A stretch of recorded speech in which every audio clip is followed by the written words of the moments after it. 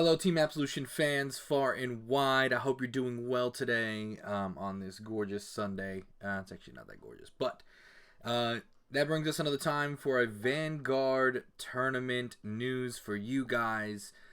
Today, we are in the Zero to Hero tournament top cut, top 4 right now. I'm going to start giving you some commentary as soon as I get the...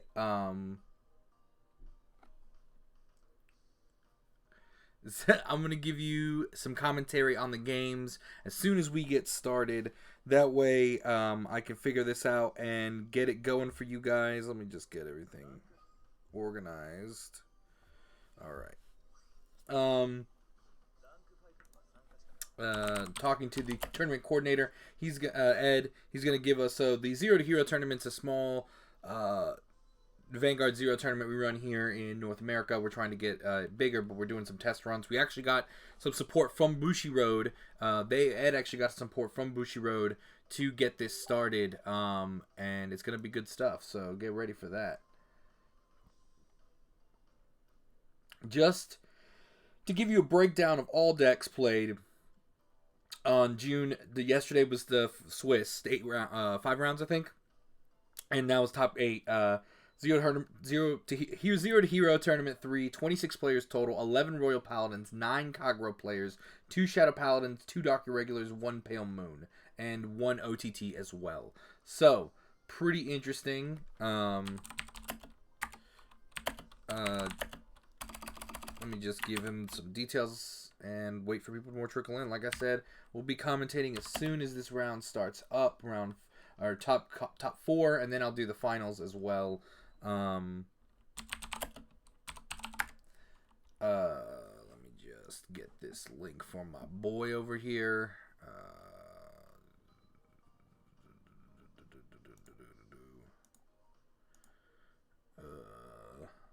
Welcome, everybody. I'm glad you guys are here. Hope you guys are enjoying yourselves. I'm trying to find the information for the link, but that can wait a couple seconds, just making sure everything's all right. I'll be talking about the games as they happen. I'm pretty sure.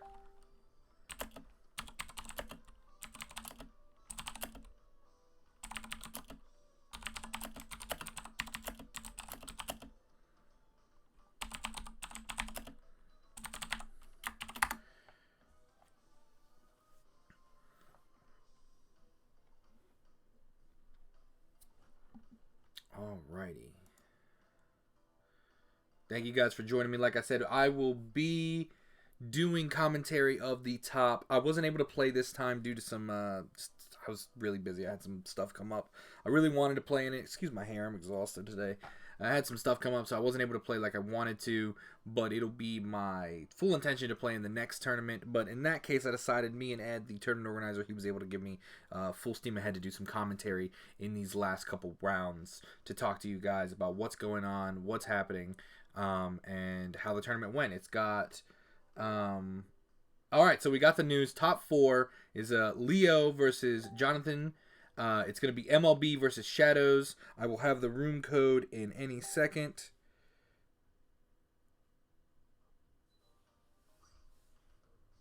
Alrighty. Hopefully.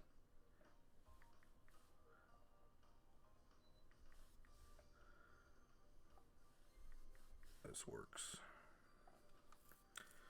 096 I should have probably covered that actually. Alright. So I'm jumping in. It's going to be top 4. Now we are waiting. We're going to be watching Leo play up against Jonathan. Should be a fun game. Let's see what happens. I am viewing it. I can change the viewpoint from either angle as soon as the opponent gets in. I'll be watching it from Jonathan since he's already streaming, and I don't want to cause any issues from a justification point of view. So we will be jumping in. We're watching from this. Again, this is Leo. This is top 4 Leo versus Jonathan Vallejo. Vallejo is also a very popular, actually both of them are pretty good actual Vanguard players as well. One is going to be playing MLB. One is going to be playing Shadows. So Leo, it seems, is going to be playing MLB. Therefore, Jonathan, once he tags in, will be playing Shadows. It should be a very interesting game. I hope you guys enjoy this. We want to bring you guys more of this type of content as well because, well, as you guys know, there is no more Bush events pretty much through the end of the year. So I don't know what to tell you about that stuff. I mean, that's just sad, to be honest. Let's see here. If I can get the link for what I am looking for. I cannot find it. Here, I'll just open up another tab real quick. Actually, what I will do is I'll find it on my phone. Alright. They are ready. I'm going to change viewpoints real quick. We're going to be watching it from Jonathan's point of view. Let's view the fight. Alright. So, we've got, of course, he's already on grade 1, because I jumped in a little later than I wanted to. He's already on grade 1. Blaster Javelin. Now it's Leo's turn. He had to ride the PG, which is kind of stinky. Alright, heal trigger. Not the best situation. Heal's not going to do him any good here. Of course, they cancel much better. Go to the hand. Draw trigger. It's perfect for Jonathan. He drew into another card.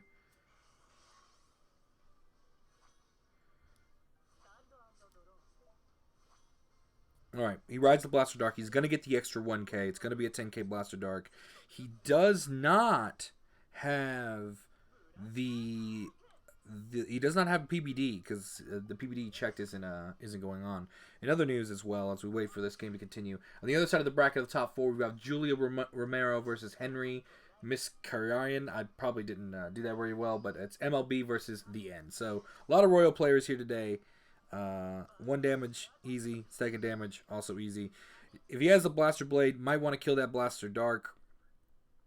But he also is going to want to save that 1 CB for the possibility of using Wingle. So she got Blaster Dark. She CB in the 2. She kills the back row unit. Probably a good play, to be honest. Has the Gantz, gets the Blaster Blade for later. Leo probably already has the MLB in hand if he's doing this, because he's not going to be able to get the Wingle off, or he already has another Blaster Blade, and he's just calling dudes to kill some dudes, which he has to do to get to the Vanguard attack. So he's swinging in now, drive check, nothing, still pokes in for a damage, nothing. So it looks like Jonathan's going to have to ride the Overlord from the get. Yeah, he's going to ride the Overlord from the get, and that's what he's going to be using to start off the game, or to start off this one. So it's going to be pretty interesting.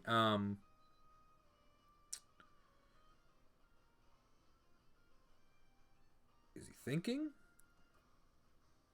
Sometimes I wonder if I'm frozen or if he's thinking. Alright, so he's just thinking. Gets the top. Another trigger. Can I check this stuff? Dude, I totally can. That's neat. I have the ability to check triggers as well. So triggers on both sides. He's already seen 4 draws.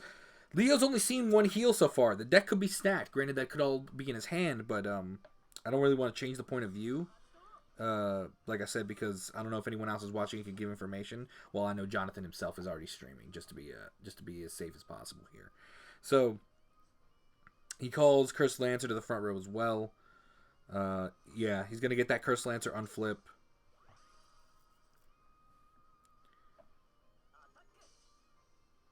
He's going to need a trigger off the Overlord for it to hit, of course, which is interesting because he has seen 5 trigger. Oh, there it is. I stand corrected. No heal, but he does get the 5k, so the hit is going to go through, pushing Leo up to 4 damage.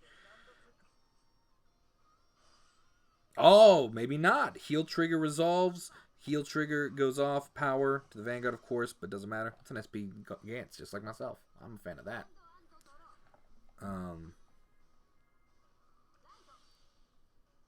He does have the MLB. He's got the Blaster Blade. Does he have the Blaster Dark?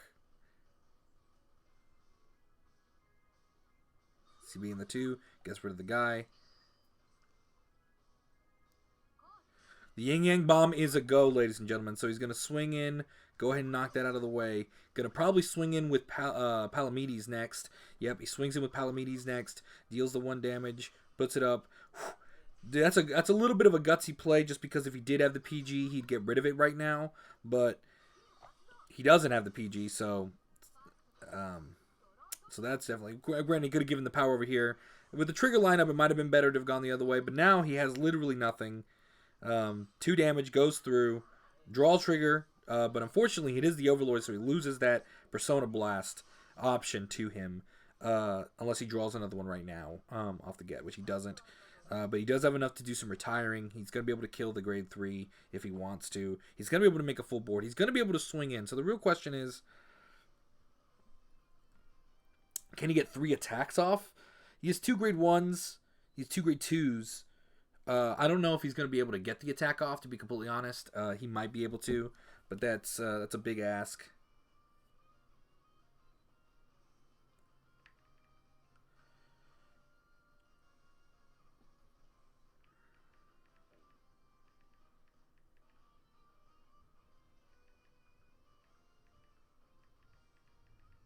Sorry, guys. Well, we're waiting here. He's probably deciding how he wants to do this.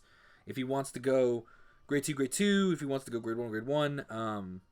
But he is taking some time. Once again, this could be my internet as well, causing a slowdown on the play.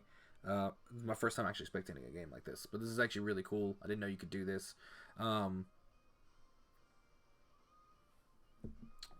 We got to see what he does here. Might be doing some math. I mean, triggers. It's 3 draws, 2 heals off. So 5 to 6. So the numbers, speak a different story. Except there's 2 in Jonathan's hand. So okay, so he's gonna call that. He's gonna check the top. It's a dragon. No grade 2s. This is an issue because, granted, he's probably dead. Otherwise, if he doesn't do this now. Because he can only take 1 hit anyways, and that thing has got 2 crit in it. So he's going to sack one of the boys. That's actually not a bad idea. Go ahead and get rid of the grade 3, just in case you see a heal here, because he does still have 3 heals in the deck.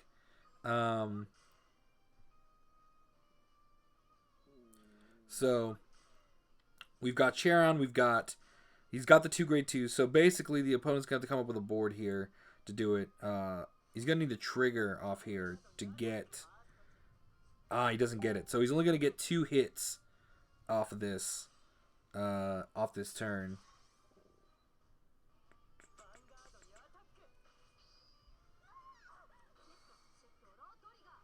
All right, so we're getting into the final crunch here. We're going to see how this works out, how he does it. Basically, just to fill up a board and kill both the things. I mean, if he has a Blaster Blade in hand, it'll be pretty good. And he did have the Blaster Blade in hand. So he's going to CB2. He's going to be CB2. He's going to kill one of the Interceptors, of course. And then he can put a booster in there to swing at the other one. He's also got SP Alfred. Wow, Leo. What a god. So that leaves that open. Now he's swinging in with the MLB. Gets the draw trigger. Puts it on the rear. So even if a double heal happens. Granted, that could have been a PG from Leo's perspective. Go ahead and wipe that out, then swing in for game. But that's game right here. Game 1 goes to Leo and MLB. Really, wow, another Overlord and damage. The problem that happened to Jonathan, honestly, was that he did see a lot of triggers in the early game, did not see the PBD to ride in the start, and he also didn't see, I have to continue as well. He did not see what he wanted to see, in terms of getting a PG, of course, right? So they're preparing, they're getting ready. Change viewpoint. There we go. So once they're ready, we'll jump back in to this. Just a little bit in the interim, just a little bit of information on these 2 players that I've been able to acquire from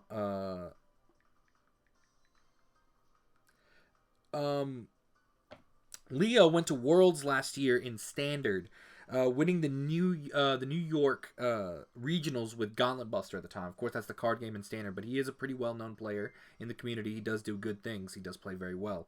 I've played against him many a time, and I've lost about equal amount of those times. In terms of Jonathan Vallejo was also a third place finisher in the ARG Nationals with Shadow Paladin. This is during the G era when ARG was still really pumping these things. And that was of course in the G era with Shadows. I want to welcome you all again while we wait. The fight's about to start. Let's get started here. So once again, we jump in exactly where we jumped in last time. Grade 1, he wrote it. He got the second Blaster Dark. Beneficial thing to his hand. Okay, so he's dropping the Lian clone, dropping Drawled, dropping Drew, which is a very good idea. In terms of Leo, he also rode the Assault again, which I always find to be an interesting play, but he did it. So he's swinging in PGs, drive check, goes bottom of deck, of course. Chris Lancer in the drop, or in the damage. He still doesn't have a PBD in hand, which I don't know how he feels about that, but the question is he going to give him 2 damage this time if he's just going to swing with the Blaster Dark? Good old Blaster Darko. He might be deciding on what he wants to do here. Now, as I said earlier, Jonathan has a little bit of expertise with Shadow Paladins. That's how he did it in G era to make it to 3rd. So he does understand the concepts pretty well. I mean, he has 2 Masquerades in hand. I wouldn't drop them yet. Maybe wait till the Yin Yang Bomb gets involved, but that might happen in another turn or 2. So he might not get the chance to wait. He can drop 1 now, drop 1 later, which is not a terrible idea as well. So we're gonna just keep taking a look here, seeing what happens in the top cut of this top 4 now. In the other game, we had on the other side of this dice. So whoever wins this will either be playing against MLB or the End, depending on how that game shakes out. We could see an MLB mirror match. We could see Shadows versus MLB again. Heal trigger, resolves, he heals the damage, goes back to the drop. Good old Dark Dictator. Damage, draw trigger, does resolve, of course. He draws the card, gets the 5k. So he is going to be able to get 2 swings in.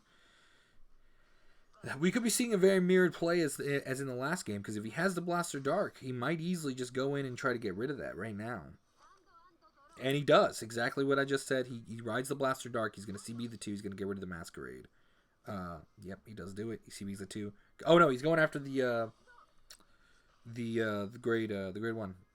Ganslot. Ganslot searches the Blaster Blade. Ganslot is a crucial card in this deck. You got to be playing it if you really think it's necessary, because it is. So, heal trigger. Heal trigger does resolve. He heals 1. So now we're back to 1-1. Trigger lineup. We've got 2 triggers to 1 trigger so far resolved in the game. Just thought I'd give you some insight there. But 2 triggers are showing over here on Jonathan's side. I have no idea what is on the other side. I don't really, like I said, want to show that off, because it could get back to the player, and I already know he is streaming, so that's okay with that. And then, see, the difference is now he has a PG in hand, so the Yin Yang Bomb, while effective, will not be as effective as it was last game. As in, like, the final attack won't go through. Calls the check to the top, calls a copy of it, so now that is, oops. 5 triggers, I think is what it says. Oof. He calls another one. The other one calls another Overlord. That is a lot of triggers out of the deck. That is 4.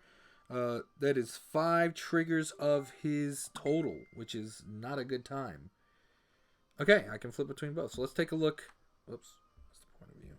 Oh, that only changes that. I don't think I can change the point of view unless I can.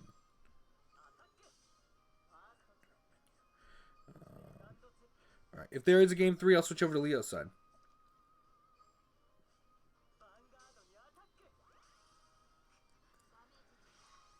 Alright, we're back to Leo now.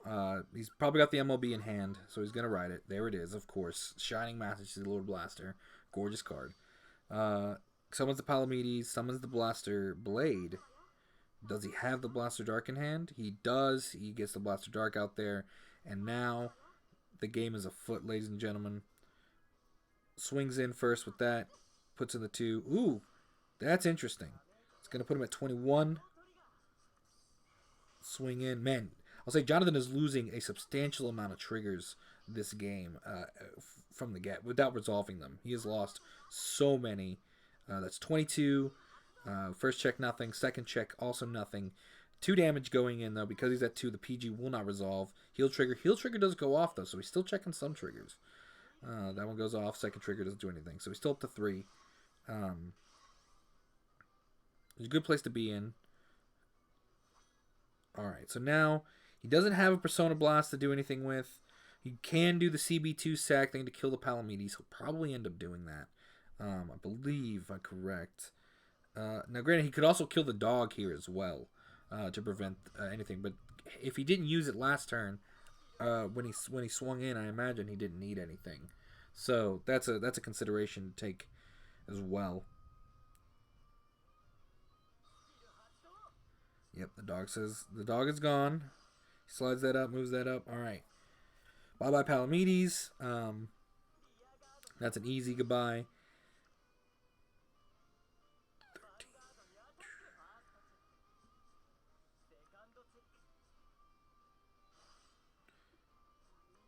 Heal trigger. Heal trigger doesn't resolve, but we get the power off of it. Last attack can't swing. Unless my math's wrong. No, my math's right. Because that's 19. So that's the end of the turn there. Back to the opponent. Now he's going to need a booster. He found the booster. He's got the Blaster Blade in there. Is he going to CB2 kill the Masquerade? Yeah, he's going to CB2 kill the Masquerade. Oh, wait, no, he kills the other one. That's an interesting choice. Well, I guess he just wants to get the PG out of the way now.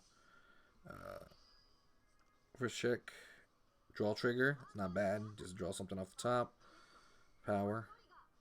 Second check. Heal trigger does resolve, brings him down to 2. This has been a huge trigger swinging game. I mean, we've now seen PG, of course, resolves. Goodbye. So we're talking 7 triggers on Leo's side, 1 PG, 8 triggers on out of the deck from Jonathan's side with 1 PG as well. He doesn't have a second one in hand, obviously, but I think it's going to be a hard one for Jonathan to win at this point because he's going to have to get over that. He doesn't have TCB, so he can't do the retire to get rid of the Interceptor. He has to use the Masquerade in the hand to get rid of the Interceptor. Then he can only swing in with that. I'm pretty sure he's not running any crits. So he's only going to really put in 1 damage this turn, realistically speaking. And he, without any PG, he's leaving himself open to the yin yang to the crit attack next turn. While this is happening, let me see if I can't switch sides. No, I can't.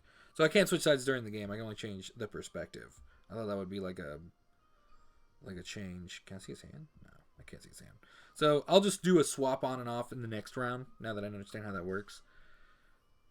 All right. Oh, so he's going to hope for a trigger right here. The stats weren't supporting him there. I understand that move, but it really didn't make a difference because he was only going to put in 1 damage regardless because he's not running crits.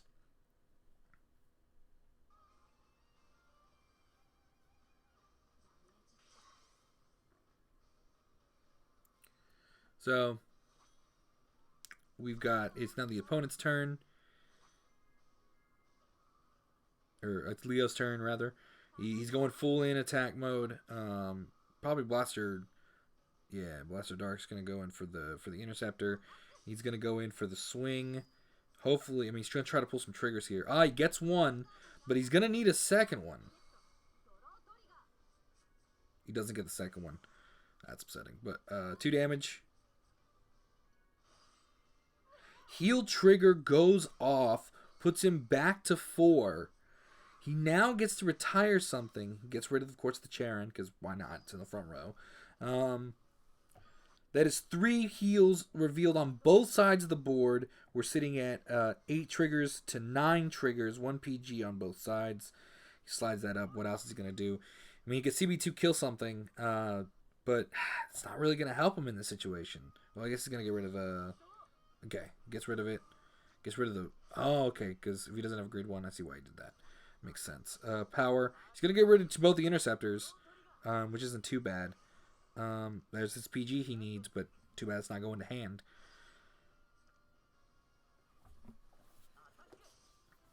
That's everything on that side of the board, ladies and gentlemen. So it's back to Leo. This could be it, really, unless that fourth heal decides to show up. But he does need a booster to make it happen. He calls another one. Does have the K in hand. Does call another Alfred as well. Go ahead and kill that rear guard. Swings in with the Vanguard. This could be it if it's not a, he doesn't have the PG, we know. But Leo, of course, doesn't know that. So, man, a lot of SPs. Swings in. That's it. If this isn't another heal, draw trigger. Oh, he drew the... What a sad state of affairs. What a sad... So this tournament, of course, is best 2 out of 3. The game goes to Leo. The game goes to Leo. So Leo will be going into finals, doing his thing, and he'll be having a good time in finals when finals get started. So that is about that. Now we're going to be sitting here. We're going to wait and see what happens next. And we'll be jumping in. So once again, just to cover this was a 2-day tournament. Yesterday was all of the Swiss rounds. And give you just a quick, there were 26 players in total, 11 Royal Paladins, 9 Kagero, 2 Shadows, 2 Dark Irregulars, 1 Pale Moon, 1 OTT. I give a lot of credit to the Pale Moon. And then we're jumping in right into Julia's game as well, just to see how that's going. We're going to be jumping right in the middle of it.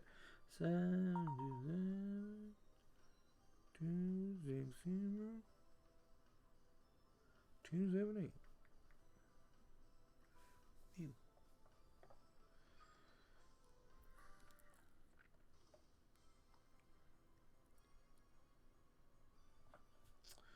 We will be starting this off from this point of view. We'll be starting off from Julia's point of view. Okay, we're jumping right into this game. Like I said, just to give you some more action, a little slice here. This is Dote versus MLB. So we're talking, and right now Julia's sitting with it seems like the Kagero player is in the ride phase, and now we're seeing what happens out of this. 3 to 4 damage. Let's check a trigger count here. No wonder. Okay, so I don't know how it happened. He could be an immortal.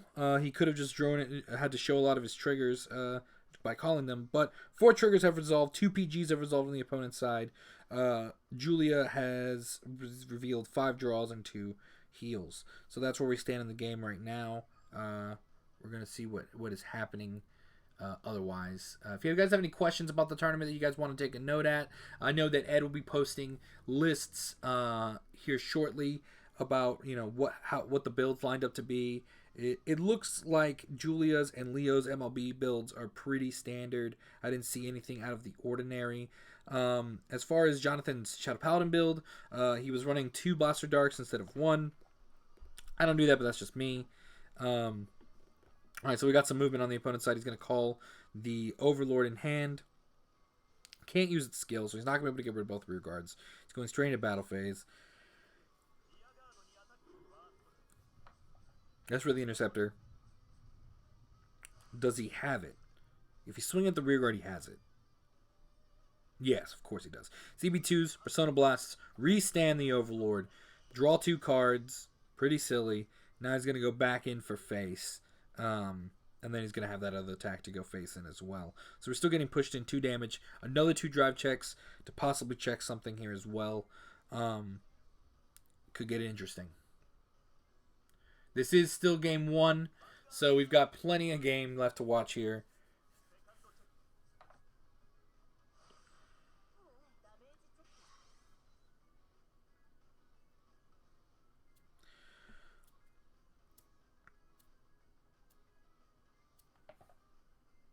It's 12 triggers showing in total.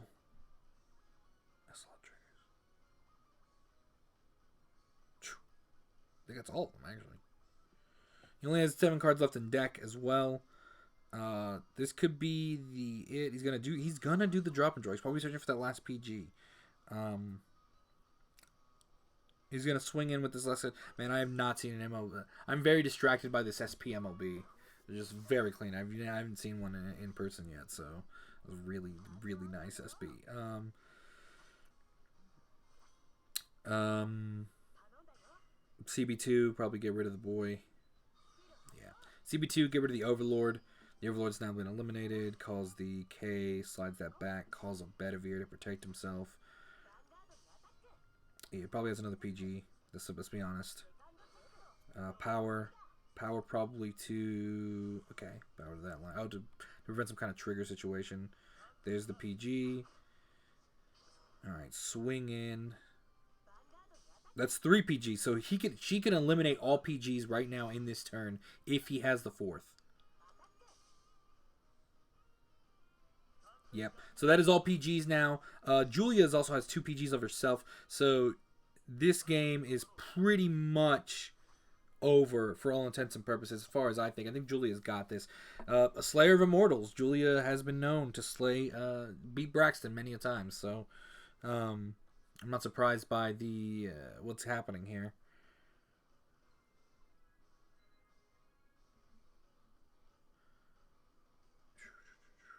We gotta wait and see what the player decides to do. But like I said, he's out of triggers. He's out of PGs. He could go to try to... I mean, he could kill both interceptors and try to swing at the Vanguard, but he's not going to hit. Like, there's no hitting that's going to happen. And he doesn't have the 2CB to do it anyways. And he would need another copy of the Grade 3, which we've already seen all the triggers, so it's impossible. So, I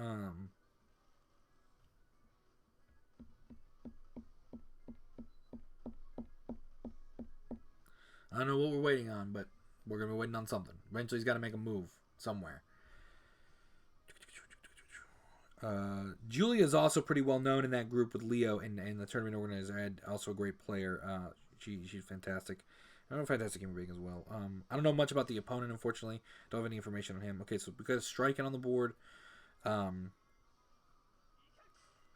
a Belcosity on the board. So these are 2 rear guards that we're gonna have to get around to swing, but we already have the extra MLB back there. And the K as well. Yeah, I mean it's a tough place right now for the opponent because he can't actually get a hit in. He's not gonna be able to get the hit in with the 2 BGs in hand. That's just not gonna happen. But bye goes the rear guard. Cons and guard. That's where that goes. And then it's now the opponent's turn, and now the game is all but over. So we got Soul Saver as well. Probably going to call Soul Saver. Nope. She just slides both cards up. Decides to kill the rear guards with, K gets plus 3K in the front row. It's a beautiful card. Get rid of most grade 2s. So, and now MLB puts the finishing blow. Heal trigger does resolve. Puts him down to 4. Power to Vanguard. Deals 2 damage. And that is it, ladies and gentlemen. That is the end of game 1 of the other top 4. That's right. There is another game. The Shadow MLB match we just watched took less time to do 2 games than this one did to take 1. All right, Julia 1. Let's switch the view. Let's see how Kagero handles game 2 in this matchup and get started.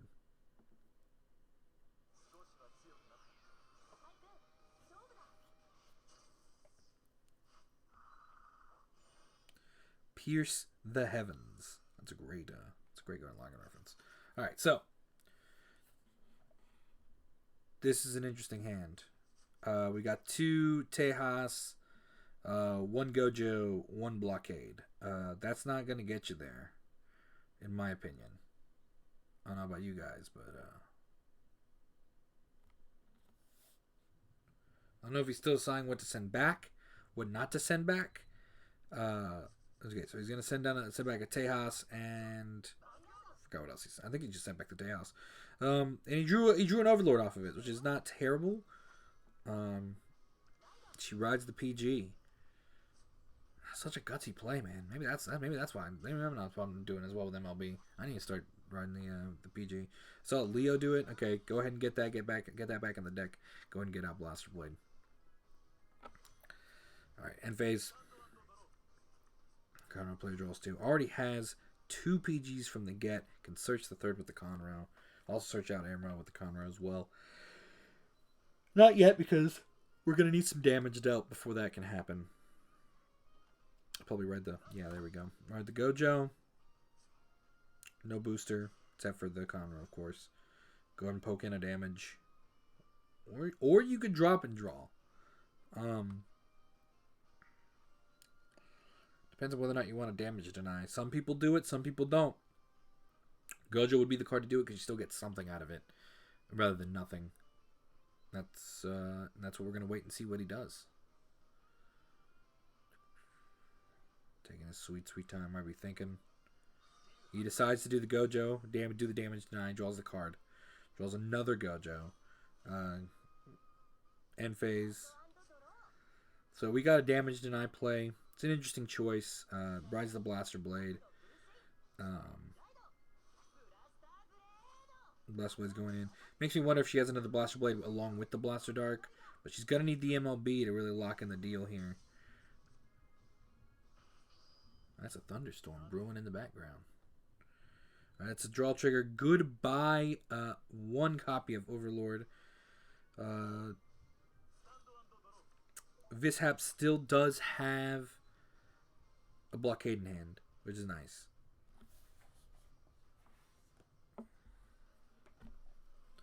And an Overlord, but not the end.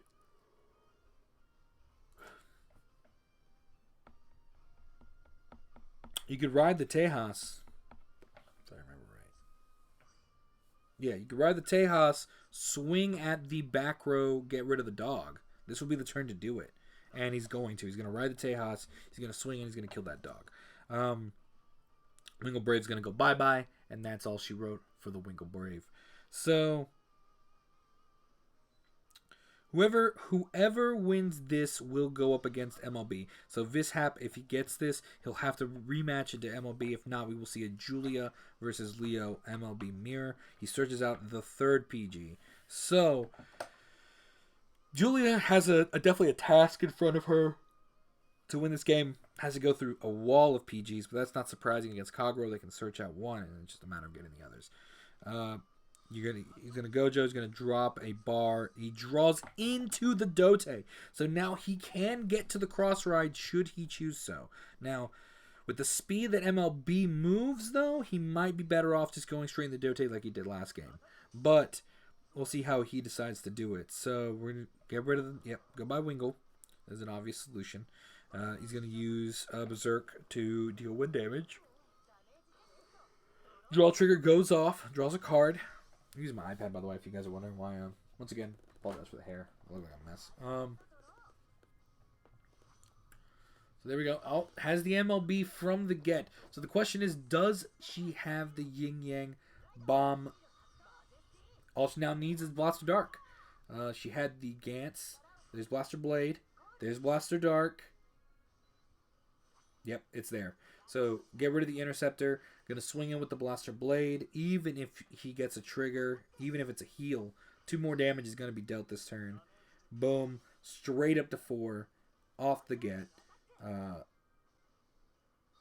power of the Yin Yang Bomb is unstoppable. Boom, boom, draw trigger. Just add insult to injury, draws a card, and that's 2 damage to the Kagero player. 1, 2, goodbye Strikins, goodbye Bar. No triggers also. This is not a good look right now. 1 heal, 1 draw. Julia has seen 4 draws, no heals. And we've already seen 1 PG because she wrote it. So it's going to be a tough one. You probably, I don't know, man. Going into Dote right now just seems like the right play. Unless you want to waste a turn. Okay. So he decides to go into the Overlord instead. He's going to call... What do you call here?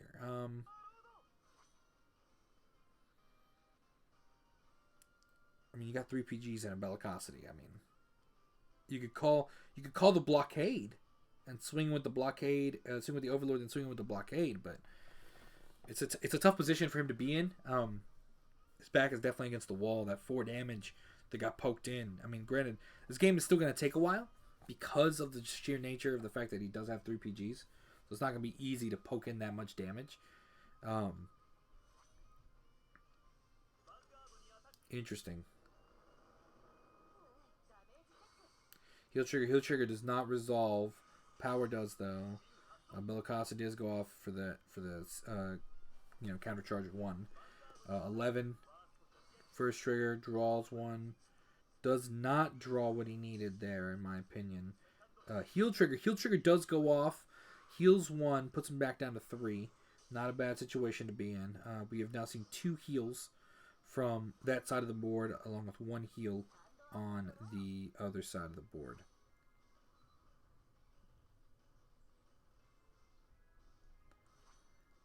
Main phase calls Alfred, calls Blaster Dark.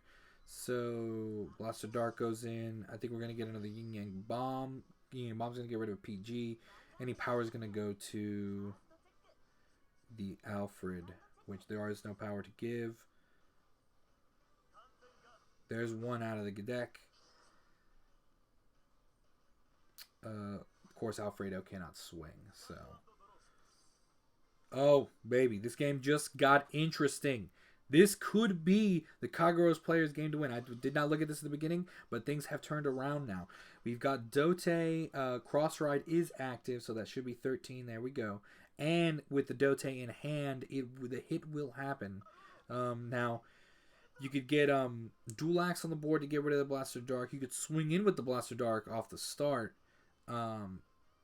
And then swing in Vanguard, which wouldn't be a terrible play as well. Save the Dual Axe for another possible swing and deal and do damage of your own.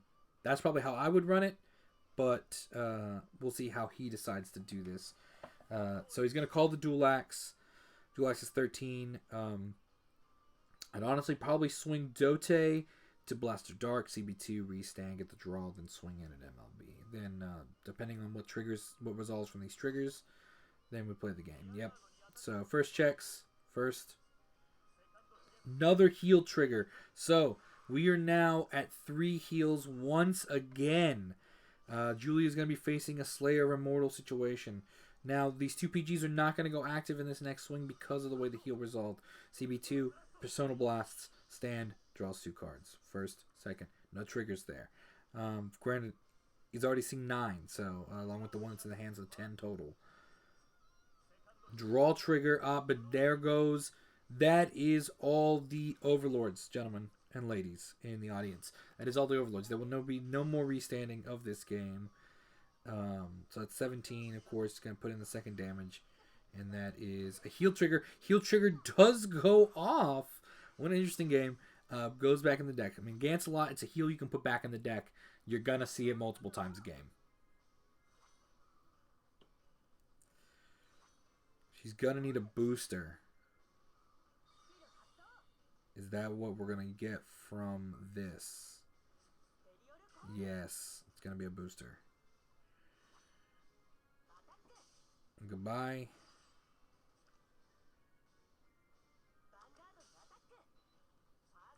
Now the PG can't save him here. So he's back up to 4. Even though he hit the 3 heals, he's back up to 4. The game is now, once again, Julia's game. The board does advantage. Give her an advantage a little bit. Though what's going on here is not a terrible situation. A lot of grade 2s now in the hand. Some grade 1s along with the 3 PGs. So 3 more attacks that have to be PG'd. We're going to see all 4 get used before the end of this game. There's no doubt about that. It's a tough one. It's also tough knowing that, like I said, 1, 2, 3 Dotes are in the drop already. So there will not be any more Overlords. Persona Blast restandings. So that dream's as good as dead. So we're left with what happens next.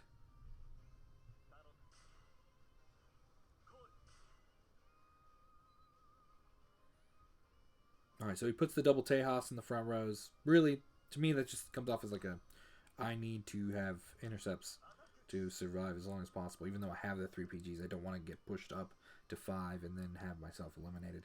Granted, 2 more damage, and if she has another Blaster Blade, that Blaster Blade can get rid of all these Tejases, and it's going to be a little bit of a harder situation. That's another Overlord. It's an SP. Looks nice. It's 1 damage. No trigger. 17. That's 20k. Can swing in. Does that as well. Goodbye. Another damage. Damage goes in.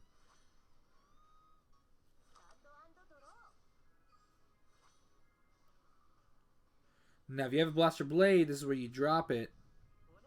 Starcall Trumpeteer. Interesting choice. CB2. Is this another Yin Yang Bomb? Oh, no, this is just... Okay, because Tails is an AK, Starcall's an AK, makes sense. Okay, so there's 1. There's 2. And let's go ahead and eliminate another one of the PGs out of the deck.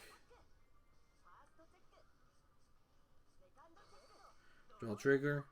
Draws another card, leaving the count 8 to 11. There's 1 more out of the deck. Nothing you can do about that.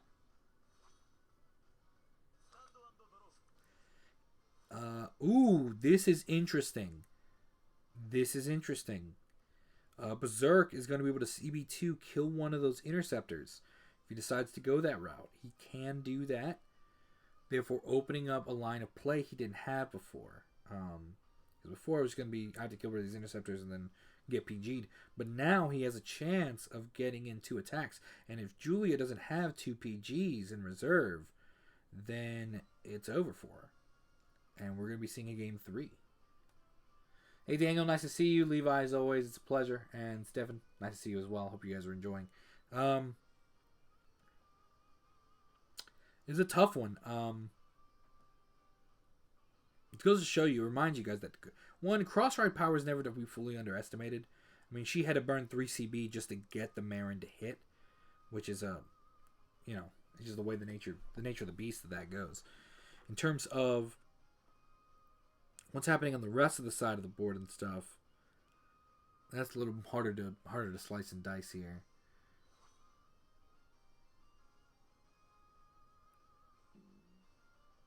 You could also ride Blockade, but you'd have to ride Blockade and call one of your PGs.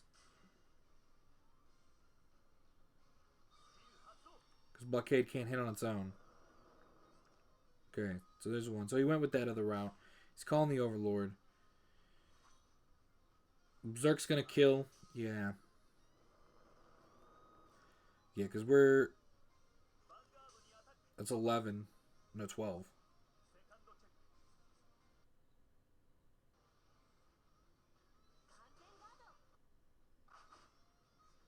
Does she have another one? She did have the 2 cons and guards. That's it. That's all she wrote in that regard.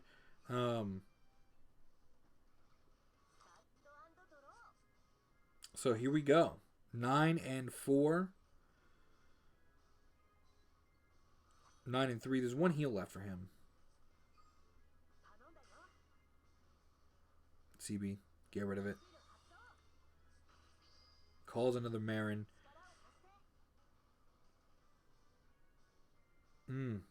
It's a tough one. Why? You gonna use it? Goes back down to 10k.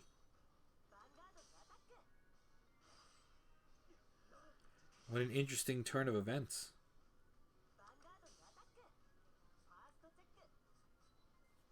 Heal trigger. Heal trigger does resolve. Puts her down to 4. This has changed the structure of the game now. That's 1 Kanzen.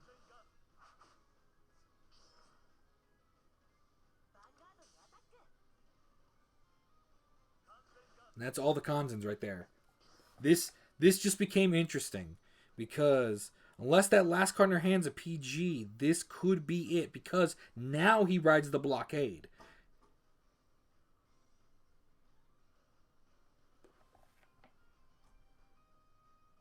I don't know what that was, guys. I don't know. I heard some tapping on my window. I was like, hello? But I think it's a bird. So, what he can do right now is probably what he's thinking. If he rides the Blockade, he can ignore the Blaster Blade, go face, deal first damage, unless it's even if it's a trigger. No, See, because the problem is it all breaks down to whether or not. Because the thing is, you have to look at it from a stats point of view as well. We've got 10 triggers on one side, 12 triggers on another. There's only one heal left in his deck. Granted, he has 5 cards, he has 2 checks. So, he has a 40% chance of hitting it in the 2 checks. Yeah, because there's 5 cards left. So, he could also Gojo, drop and draw, because stats say the 4 of them aren't. And so, there's an 80% chance that the top card of the deck isn't one. It's... I think riding the blockade would be the...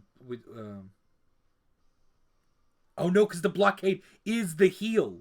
You're right. I am so sorry. The blockade is the heal. I completely ignored the fact that I can see it in my hand. So, the blockade's his last heal, so he's out of triggers. So, there is nothing he can do in that regard. He could call that, swing in, deal the one... The heal on Julia's side really changed the dynamic of this turn. Because you can ride the blockade, swing in immediately, deal 1 damage... But if there's a trigger in reaction, or if that's a PG, it all breaks down to whether or not the top card of her deck is going to be a PG, or that last card is the top card of her deck is going to be a trigger, or that last card in her hand is a PG. Unfortunately, once you pick at the beginning of a game, once you pick a point of view, you can't switch it.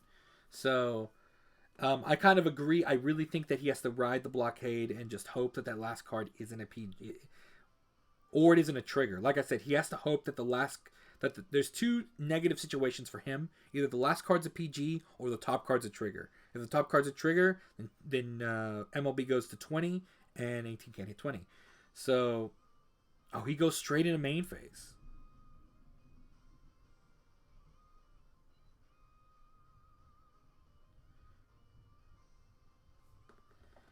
He's going straight into main phase. So that means he's going to call the blockade. He might even call the...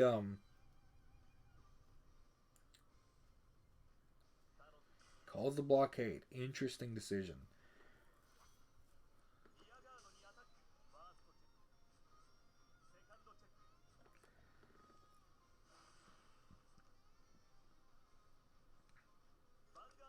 It's a 16.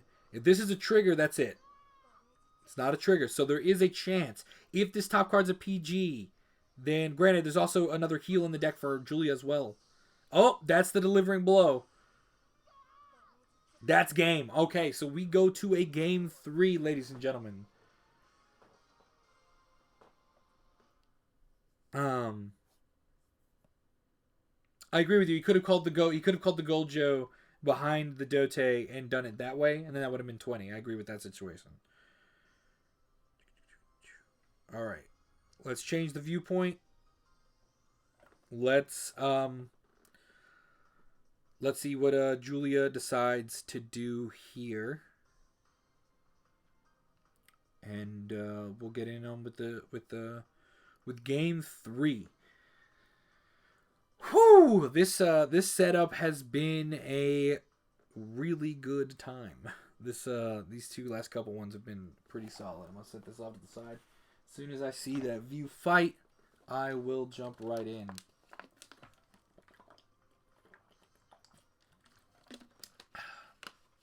Could have been a heal off the top, but it could also have been the 1 card in her hand. That last Gantz.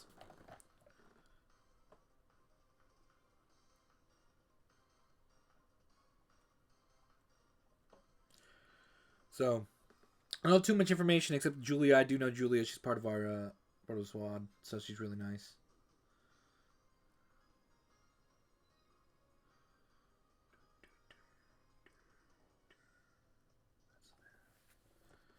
So the 0 to Hero tournament, I'll give you a quick brief rundown while we're waiting. Oh, you fight. All right, we're jumping in. So the 0 to Hero tournament is a tournament that my friends are trying to get started up for Vanguard 0. It had 26 players, 11 Royal Paladin. I can give you the quick numbers real quick. So it was, just to give another recap to people who just joined, this is a 26-player tournament. Day 1 had 11 Royals, 9 Kagro, 2 Shadow Paladin, 2 Dark Irregulars, riding the Marin, 1 Pale Moon, 1 OTT. And so that was day one. Of course, they cut to top 8 leading into today. We have seen the first round of the top 4, which was MLB versus Shadows. MLB took it. And now we are in the second match of top 4 because it was still going on at the same time, which would be the Kagura matchup versus MLB. And now we're looking at it from the MLB standpoint into game 3. Julia took game 1. Kagura took game 2. Rides the PG. So he's down 1 PG.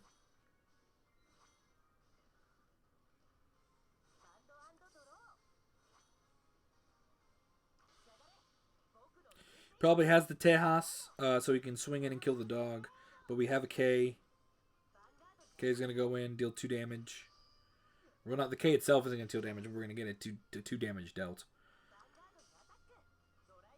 Heal trigger. Heal trigger doesn't go off. And goodbye Gantz. He's not going to be helping us searching for a Blaster Dark or Blade today. Anybody hear that thunder? That's spooky.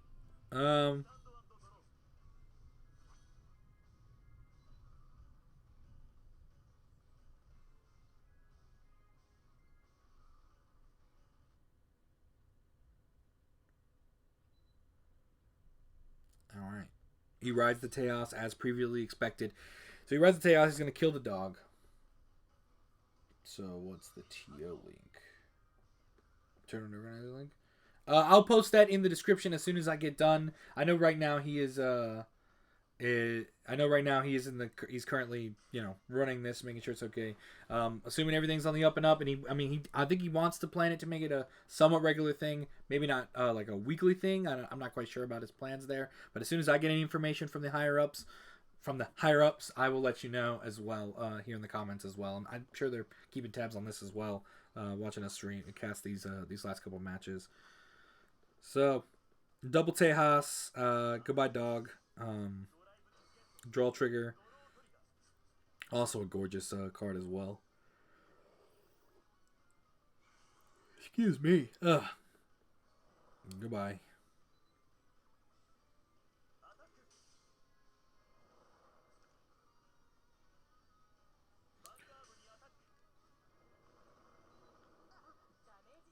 Heal trigger does not go off. Power does go. Counter charge 1.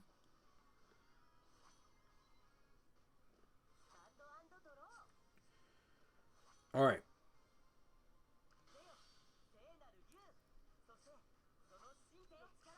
Okay, so this is 8. And so kills the Tejas. Riding the Soul Saver is not a good situation to be in. This is a bricked hand right now. Julia's not in the best situation. We could see a draw trigger.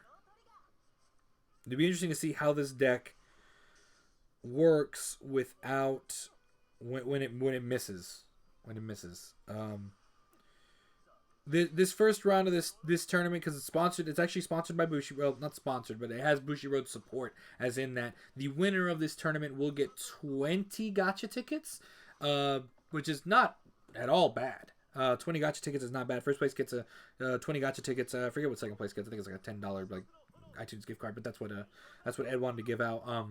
And so, but I'm pretty sure this first one was like an invitational, and then he's doing this as a test run to see how it works, to see how it runs, to see if there's interest for it, which it seems like there is, which is really nice. And then the second one, he's going to open up some more stuff. Still okay. I mean, Soul Saver can hit for 13. My concern isn't that. It can still hit numbers, but this is not the best situation to be in against right now, because now this gives the Kagura player another turn to get to Dote without really having to worry about it. There is a Dote and drop just to think about that, but it does let him to get to cross ride status. And now Julia's not going to want to stay on Soul Saver the whole game. I mean, she could, but she's probably not going to want to stay there. So we're going to see how this works out for Julia.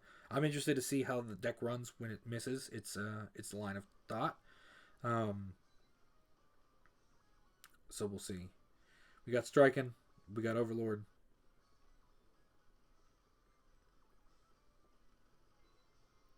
We have a Gojo in the back row.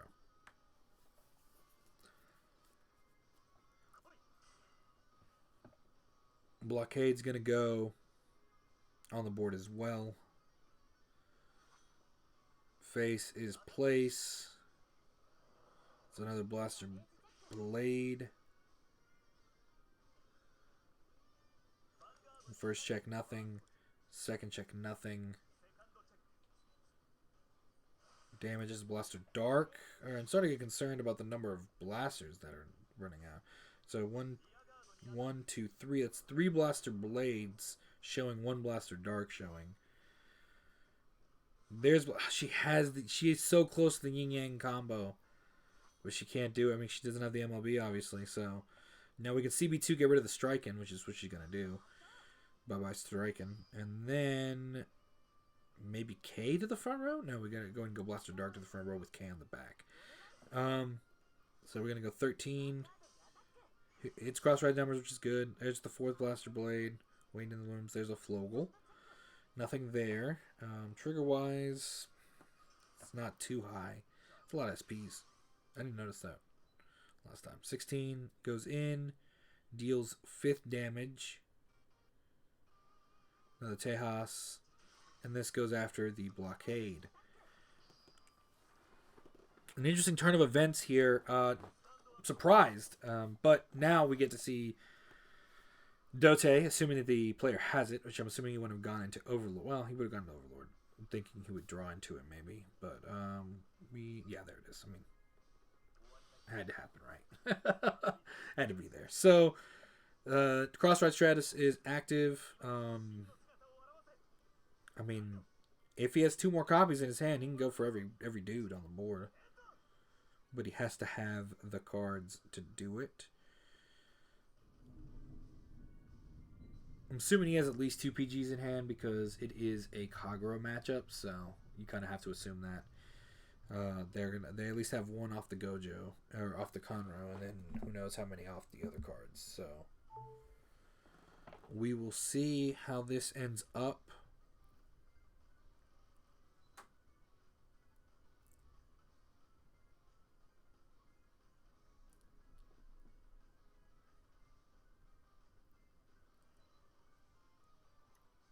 Seems like he's making his decision here.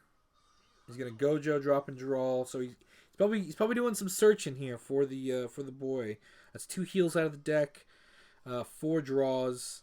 In terms of Julia, 3 draws, 2 heals out of the deck as well. So, and I think 1 PG gone from her side, from the Kagura side because he wrote it.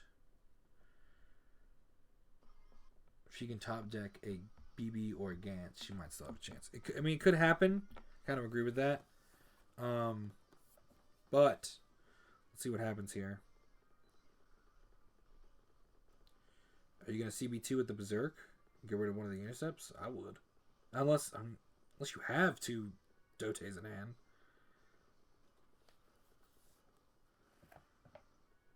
hand. Julie's going to definitely need some draws off these next couple damage checks. Because if she wants to win, of course she wants to win, but she's gonna need some draw power to come off of this. All right, so kills the back row, get rid of the K. Not a bad choice because you're gonna be swinging it anyways. So you're gonna need another. All right, so he must have at least 1 Dote in hand. Gonna swing at the rear, killed that one. Draw, trigger, goes to Van, of course, and another draw, which is not bad. So that's gone. CB2, ditch the Persona. Yep, there it is. So it's 8 triggers. It's a lot of triggers so far on that side. So that's going to swing at face. We're going to get 2 more drives. There's 1 PG. So that's 1 PG we know. That's 2 PGs. Holy snap-a-ronies. So that is 2 PGs we've just seen from the deck. There's that draw trigger I just mentioned that she's going to need. And she drew a K, which is not bad. And an MLB, but she's probably not going to ride the MLB. I wouldn't. Yeah. She's going to call that 18, 10. This is not a bad situation to be in, actually. Because we now know If that's 13. Come on, if you get a trigger, you got it. Nah.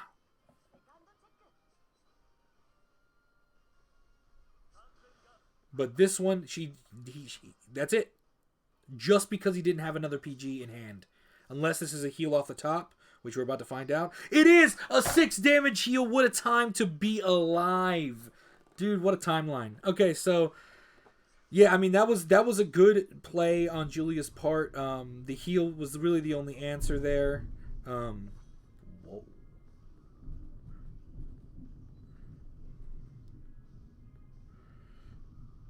So Julia's only chance to beat, I think Henry's his name. I think so. Let me check to make sure I get this right.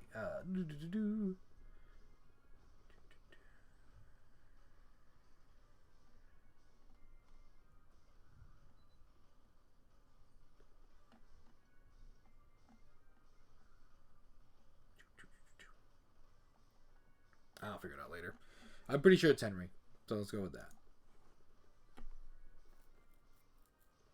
What a time to be alive. 6 damage heal puts him back into the game. Really leaves Julia in a bad spot. Because 13 plus 7 is 20, so it doesn't matter. I mean, a heal would be big here on Julia's side as well. Because a heal would remove a damage from play. Which wouldn't be a terrible result for Julia, but really, that's a. I mean, there is one PG in hand, so that's something to consider as well. It's a tough one to think about. I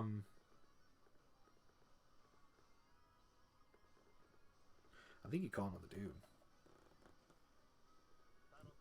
So let's go, Joe.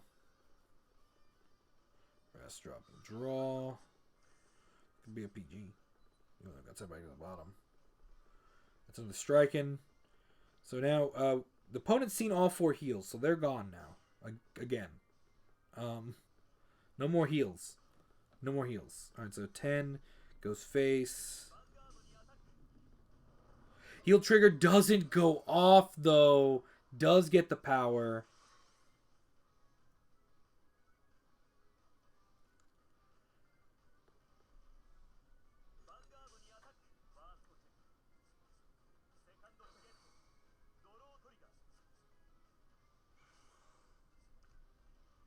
And that's game. Unless the next top card is also the 4th heal for her, then that is game and it goes to Kagro. Yeah.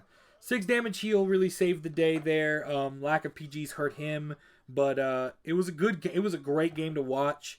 All 3 of them were very long, very drawn out. Always a great matchup to see. It just really just came up to that.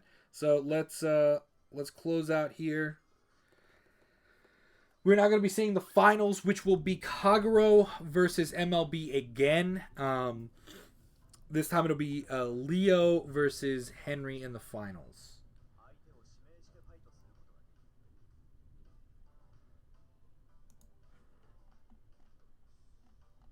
So as soon as I bring that to you, just to recap, the first game was Leo versus Jonathan, MLB versus Shadows. And MLB took it in 2 games. And then it was Henry versus Julia. Julia was the MLB player. Henry was playing the end. And now we are going to be going Leo. Now, Leo, a little background. We don't have much background on Henry. He came out of here. And he's been swinging left and right.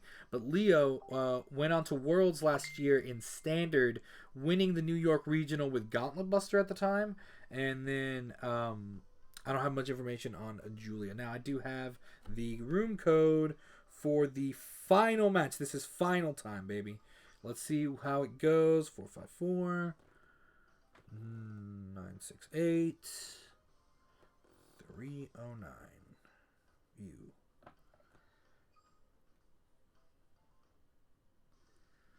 So we're in the finals. We're gonna start with Leo this time because I didn't get to see any of his play last time.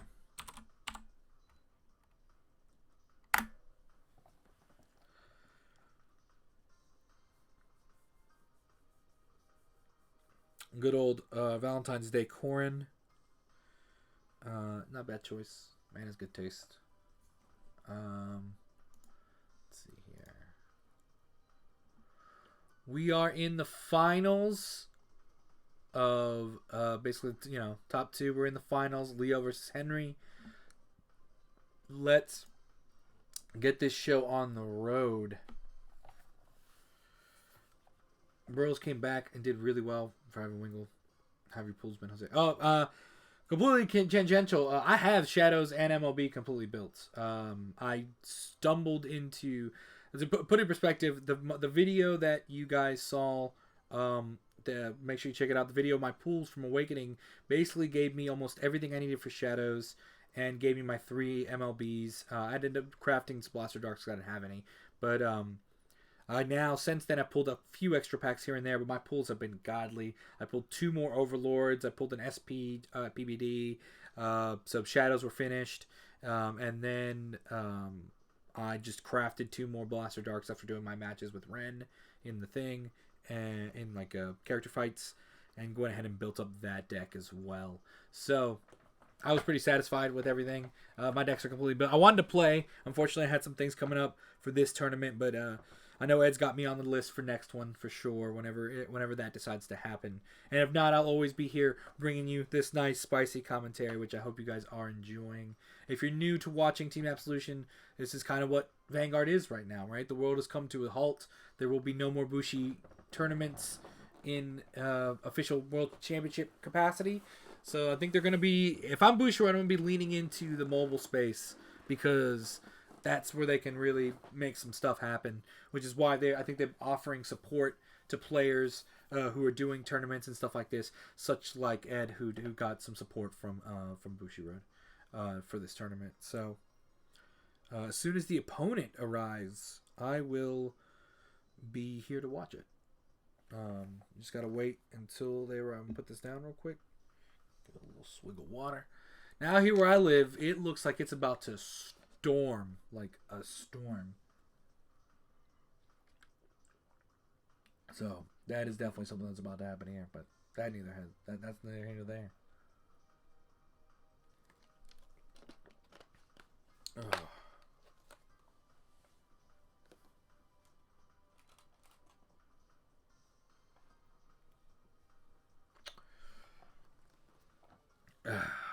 MLB versus Kagro. That'll be the game here.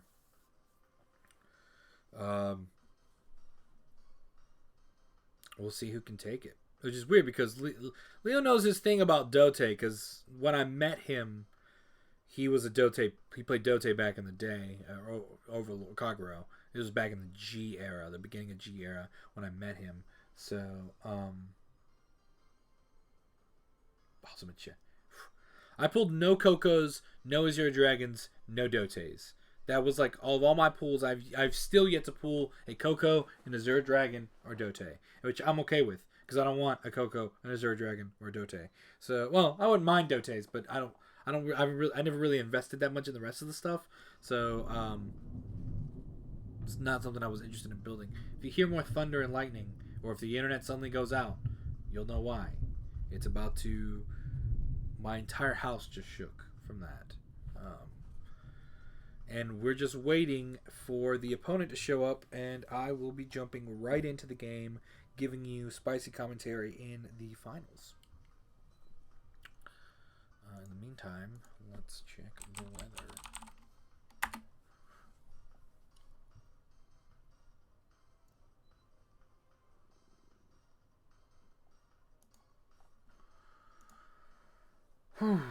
How have your guys' pools been? What are you guys playing right now in Awaken and Twin Blades? Are you guys waiting for the next set of events? How'd you guys finish up in the wedding event? I know I got Ren, which is who I wanted. The Ren alternate skin, and then both the home skins, and I think like the sleeves, which I'm okay with. The sleeves are actually pretty cool.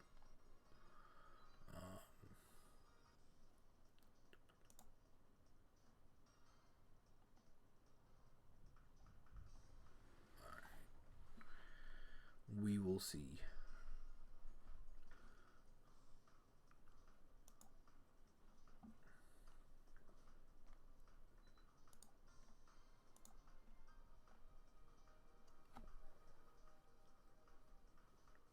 Alrighty.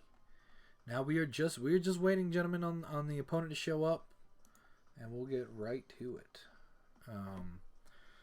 It's been a long day for these players, man. I'll tell you that, because they had yesterday probably 5 hours worth of playing, maybe more, to get to top 8, and today they've been playing since 1. Granted, it's 3 now, but still. Dote done, MLB done, Shadows 80% done, waiting for rate up. Oh, let's see. Get the mats. It's not a bad choice to do.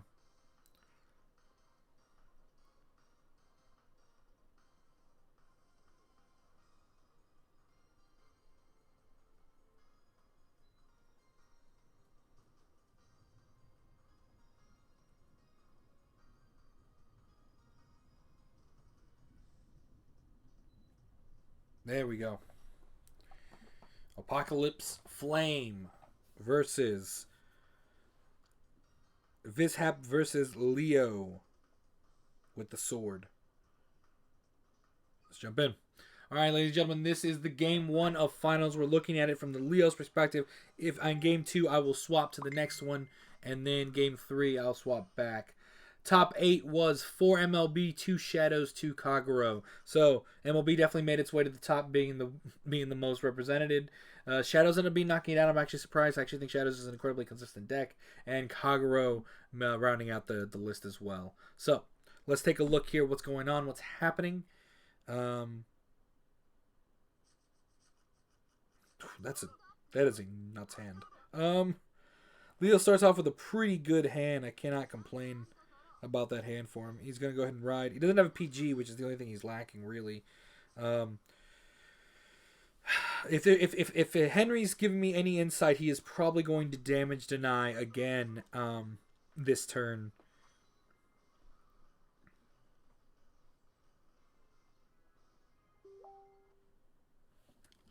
And give the damage deny.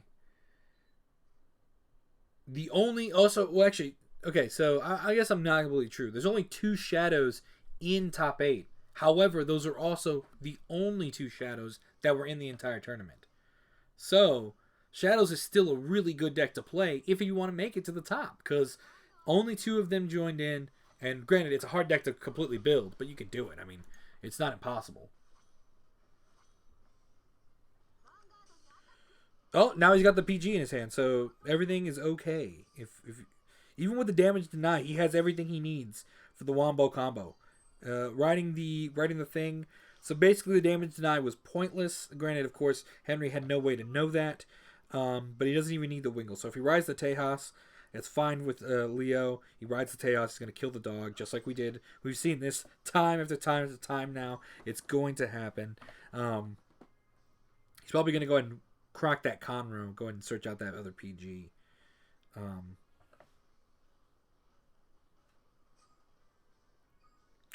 want to point out the Gantz, the MLB, the Dark, the Blade, the Palamedes. This hand is gold. This hand is like what I would give for a hand this good in MLB, man. So he searches out the PG, of course. We've come to expect this. Like I said, I mentioned this before. I don't know much of Henry's past when it comes to Vanguard. Leo did go to Worlds after he was the champion of the New York Regional, playing Standard with Gauntlet Buster. So that's good. The dog's dead. Goodbye, Wingle. You did good. 9K to face. One of the great things about MLB, man, is he requires no cost aside from the Yin Yang Bomb. Bringing it together. He doesn't cost a CB, so the fact that he's only down to 1 damage means nothing. Ride the MLB.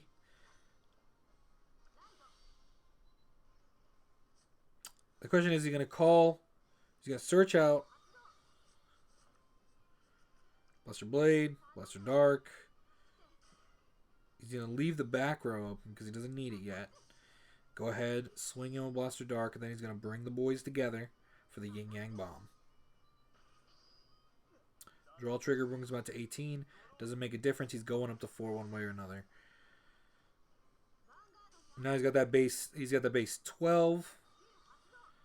First check draw trigger. Does resolve, of course. He draws another Blaster Dark. He could go for another Yin Yang Bomb. And then a PG. Damage is dealt. 2 damage. Draw trigger. That is 2 Dote's gone now. 3 Dotes gone. There will not be a restanding attack this game. 3. That is devastatingly sad. That right there, that's heartbreaking. That right there is what sadness is made of. So he rides the Overlord. Granted, his hand is huge. He's got a lot of cards in hand. 1, 2, 3, 4, 5, 6, 7, 8. He's got 8 cards in hand.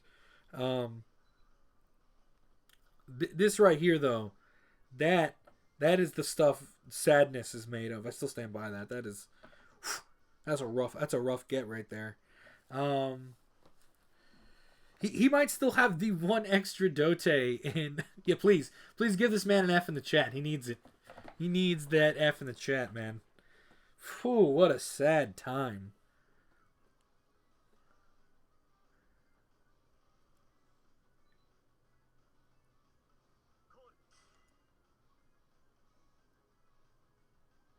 So he calls the striking.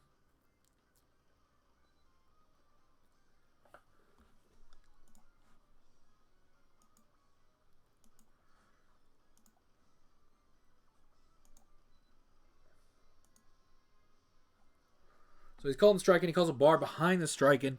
I mean, I don't know exactly what. He must have the extra Dote, the one of, and he just wants to sit on a cross ride, because I mean, there's no way out of this. There's no way out of that. So.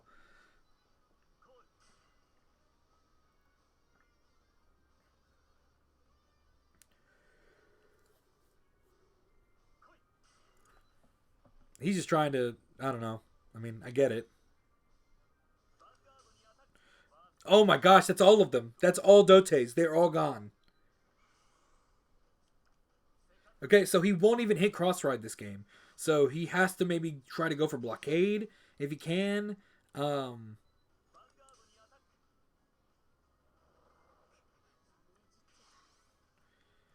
So I think blaster blading one of these guys away, maybe the striking wouldn't be a terrible decision. Yep, he's going to blaster blade the striking away. Talk about some terrible luck on Henry's side. You could call the Palamedes. He does call the Palamedes. So he's going to go ahead and get rid of the striking. And then he's going to swing. Go ahead and activate the PG. Heal trigger. Doesn't go off. Get the power. Nothing else. PG, of course, happens.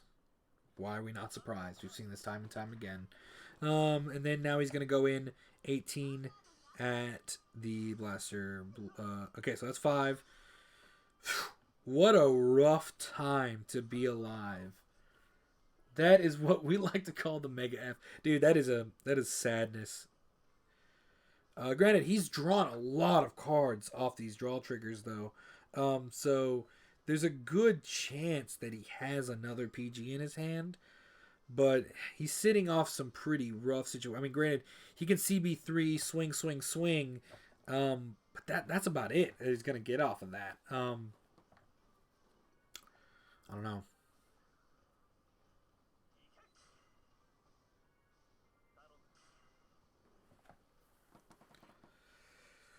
Now, Leo doesn't have another thing to do the damage, but now at this point it doesn't really matter. I mean, it does, but it doesn't matter at the same time, because basically it's just how many of those PGs am I going to have to dwindle down before I beat you. But granted, I mean, this game could still go either way.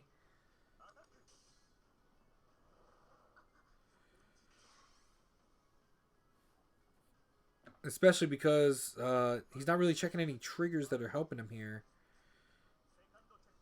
So now he's up to 5 as well.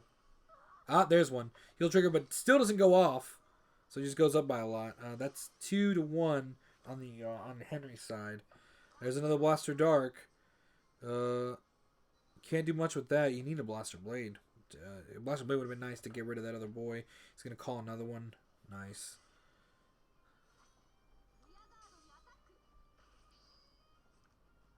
Now, he is opening himself up to a blockade ride and swing. But he's going to have the cards to do that. PG. constant guard. So that's 2.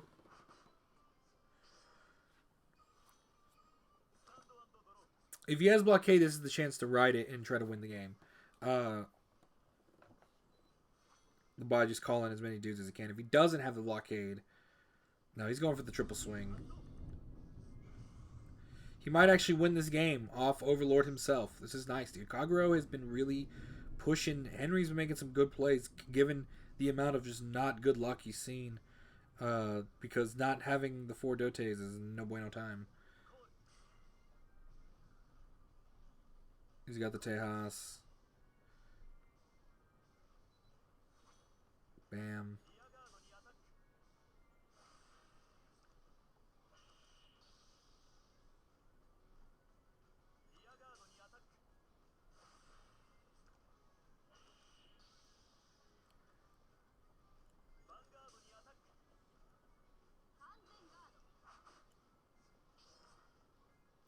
He needs a heal here.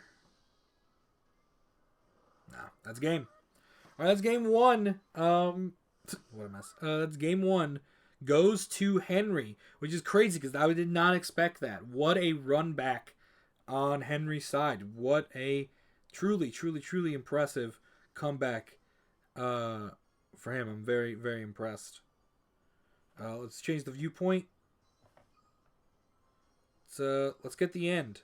Let's see the end in action here on his side.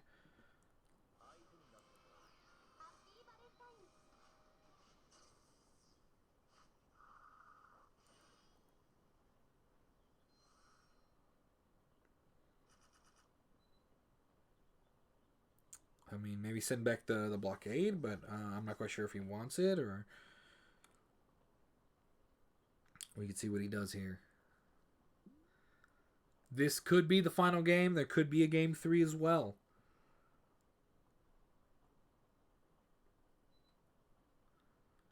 We just have to see what the player decides to send back. He says the blockade and one of the other cards. I couldn't see it. He does get the Overlord off the top, and he gets a PG, so he's going to be starting off with 2 PGs. He's on the first play. And he drew the Tejas, so the dog's not going to go off again. As is become to be expected. My connection is a little unstable. That could be from the storm that is brewing that I mentioned a little while ago. Luckily, my computer is hardlined in, but my tablet is not. I'm not a huge BlueStacks guy, but that's neither here nor there. All right, so he's stuck riding one of the PGs. He swings in. He deals the damage. He draws a card.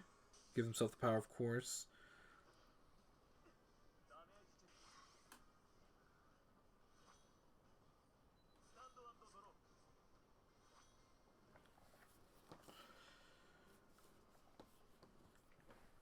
We'll see if this game changes things for him.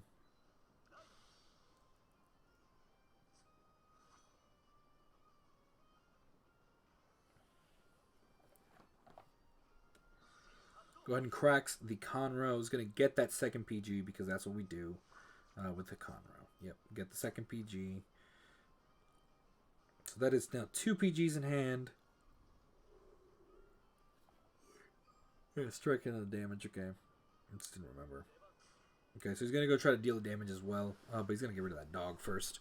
So go ahead and say goodbye to Doggo.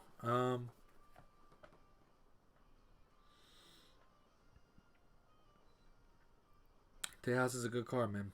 Tejas is a good card. Especially pre-erratas. Pre-errata Tejas is a bonkers good card with a bonkers good skill.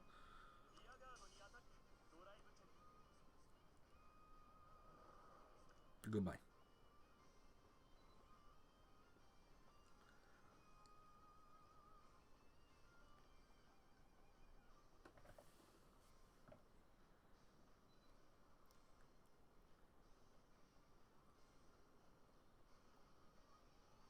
Alright. I don't know what's taking so long. There we go. Damage is dealt.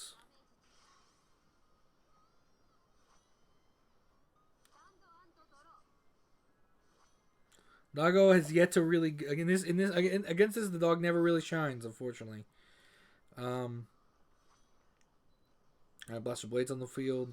He ganses for another Blaster Blade. Oh, he only deals the damage to the other side. That's interesting. Did not anticipate that.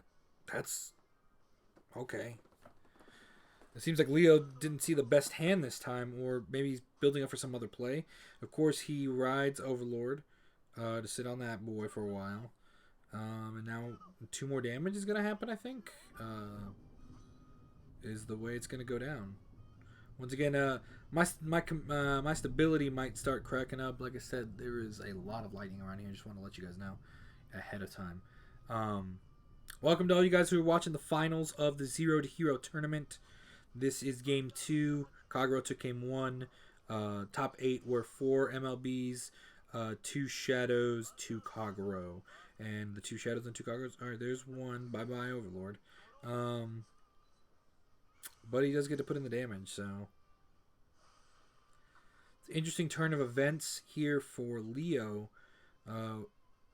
Draws a blockade. There's another heal gone. So it's 1 heal. Only 2 draws, so there's still plenty of triggers left on the deck. Alright, so there's MLB. He does have a Blaster Blade. We saw him search it earlier. He's going to CB2. He's going to kill the Striken. Yeah, it was bound to happen. Let's see what else he calls in its stead. He calls the Palamedes. So if he has the Blaster Dark, he's going for the Yin Yang Bomb. I'm concerned. There's it is. He's going to call Booster behind... This is interesting. I was not anticipating this. So he's going to go in, deal a damage.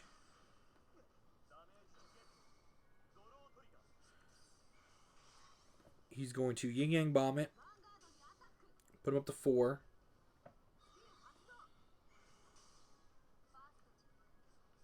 But that last attack isn't even going to get close to through. There's 1. There's 2.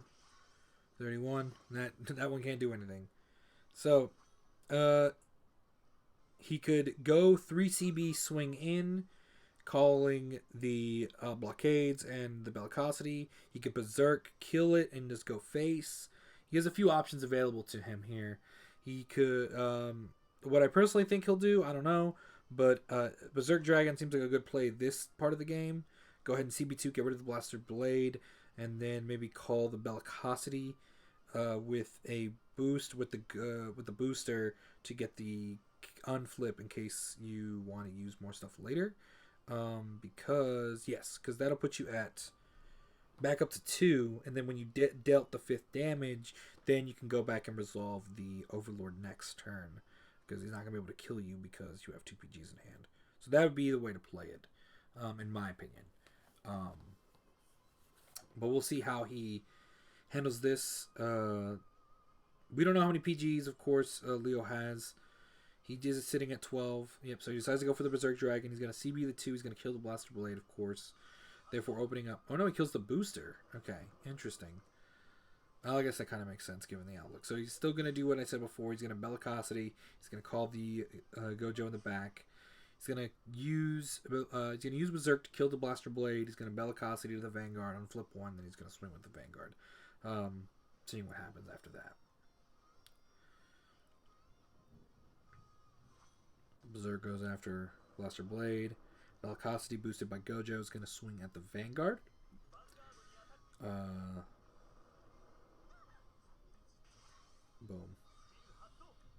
Unflip. So now he'll be ready for the... If he gets dealt with more damage, he can do the Overlord tactics. And also he heals. So, and the heal does resolve. And he goes back down to 3. Henry has seen some really good heals this tournament, at least in top cut. There's Blaster Dark, putting him at 5. It's a tough game for MLB to win right now.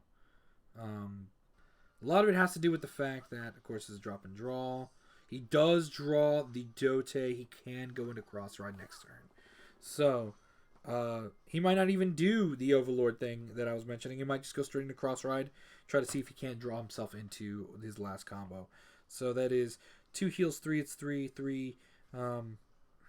Leo's going to need some really good checks here. He can CB2. He can kill one of the interceptors. going to kill the other interceptor. Is he going to go with the crit first? He's going to go crit first. Power. Draws a card. He really needs a heal right now. Heal trigger goes off. Goes back down to 4. That's a good thing for him. He needed that, to be honest. Of course, the PG resolves here. Nothing happens. But 23 to face puts him back up to 4.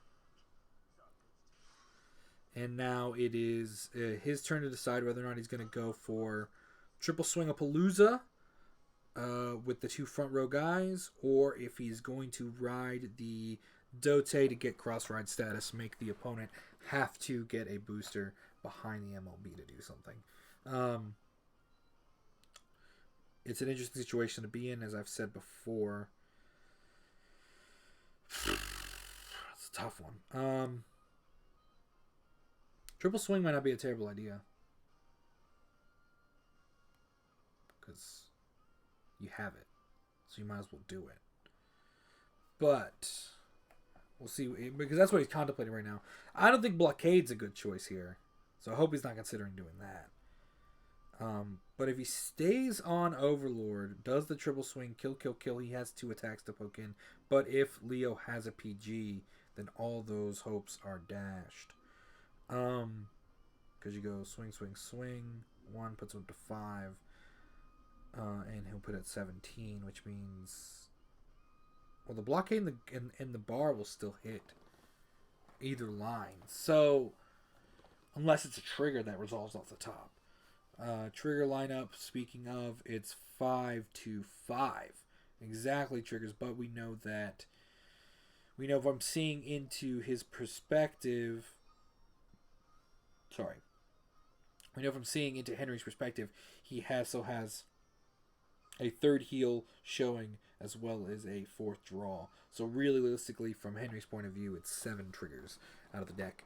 Whereas we don't have any perspective on what's in Leo's hand.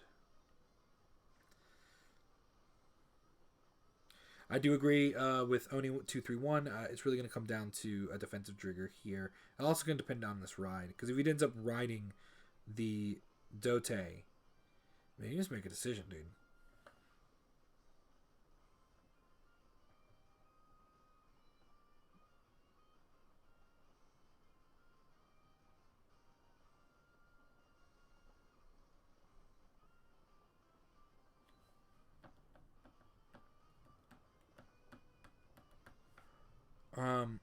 If he rides the Dote, then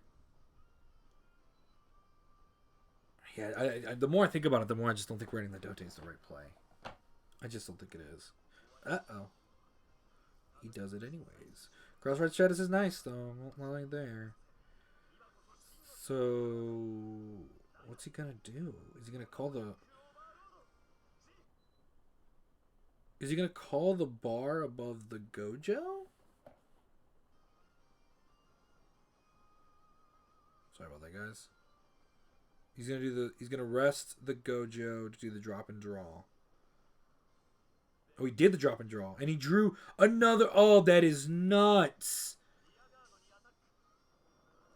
Now that's a good get, ladies and gentlemen. That's what a time to be alive.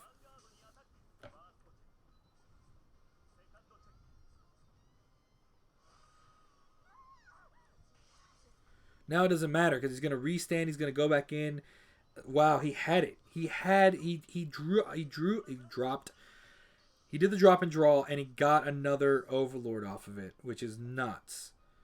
Now, granted, now we're down to 8, 9, 10 triggers out of the deck, which is a pretty rough situation to be in. Also, of course, the 3 heals are gone. This is going to be an interesting turn of events here as to like how the next turn resolves. He has to swing in here. Don't know what he's waiting for. Try to bait out the possible PG. The drop and draw, in my opinion, saved the play. I had no way. I mean, it's crazy that he had it at the top. I think the rain might be getting in the way of my connection, which is why I'm not seeing what's happening right now. So I do apologize for that. And so we're seeing the second swing. Drive, draw. Nothing. So he went for the rear guard. Interesting decision. I'm surprised. Drop, draw. So we're seeing more triggers out of the deck now. 7, 3, 10, 11. That's 11. So he has 2 more triggers, one of them being a heal in his 11 cards. He had another Palamedes. He has that. He doesn't have any boosters, though. Oh, he has that.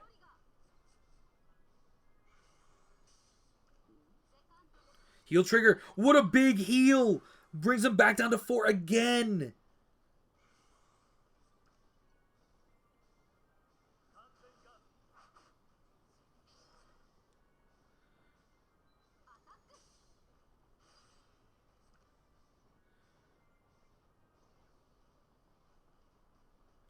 Palamedes goes in. Dude, that was a huge heal on Leo's part. That was a huge heal. Changes everything.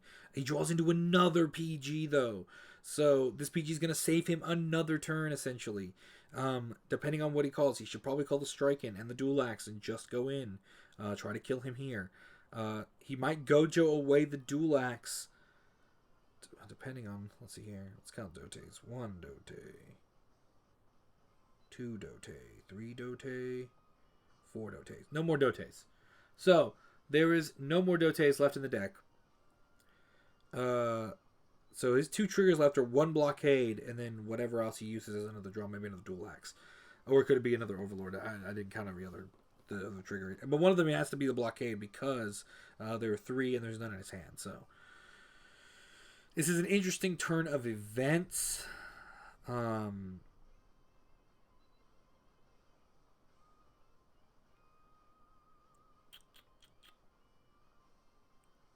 If I were him, I would just call the Dual Axe, man. Call the Dual Axe, call the Striking, call the Gojo. And, because now you hit numbers. Because, unless he resolves a trigger, that puts him at 22, then you're screwed. But, Leo's trigger lineup right now is 9. So he only has 4 triggers left in deck. And so... And we don't know what's in his hand, so one of those could be in there. That's 13 on its own. So that puts the Gojo as a trigger-proof... Well, not an old trigger-proof line. So it's 13 on 12. Attack, of course, goes through. Hit heal trigger. Heal trigger does not resolve, but it does give him 22 now. Now he has a wall. So now, this is huge, because this swing, this 19k swing, it needs a trigger to hit. And he only has 2 triggers left in his 9 cards. Roughly 25%. Chance that he'll get a trigger.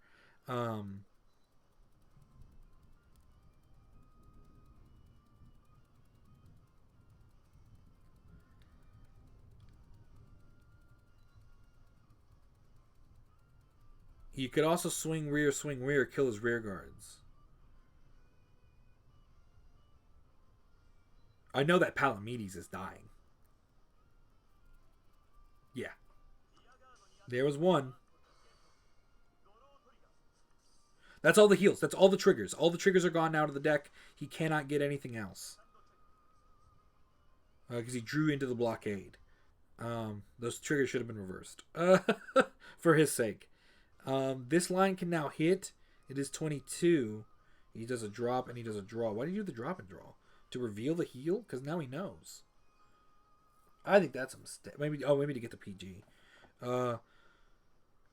I mean, you got death if he doesn't have a PG in hand. Now, granted, the Royal player's only shown 1, and he only has 13 cards left in deck. He goes to kill the rear guard. I'm surprised. But, okay. That's how we decided to do it. What's he going to do here?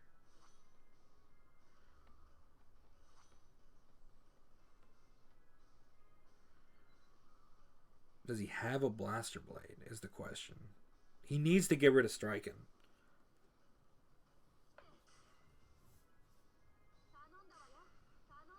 Oh, he's going all in.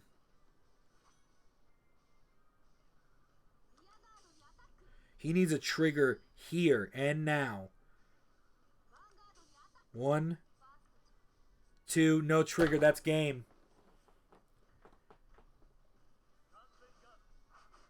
Yeah, it was his only way.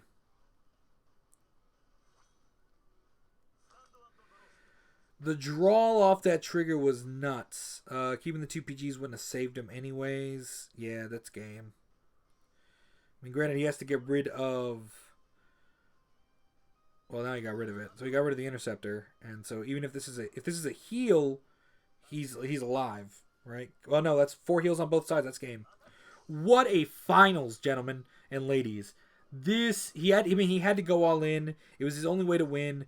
If he had drawn another 12k attacker or something, that would have been much better. So Henry and Dote is the winner of the third Vanguard Zero to Hero tournament. The first one actually given support by Bushiroad. It's pretty wild that it went out this way. I have to say I'm surprised myself. As soon as I get some deck lists, I'll share them with you of the players. Kagro player did really, really well. I have to say he played it right. He denied. If there's anything I think we need to take from this particular assessment of the videos, is from the top 8 is if you're a Kagro player, you should probably deny the dog until you get the if you get the Tejas, deny him the damage, kill the dog. I feel like it really hurts, mixes them up. Game 1, I do agree with I think Oni123 was talking about it. Or it might have been Daniel, where the first game, Leo did not see the Ganses or Blaster Blades in the game, which hurt him, really affected his gameplay.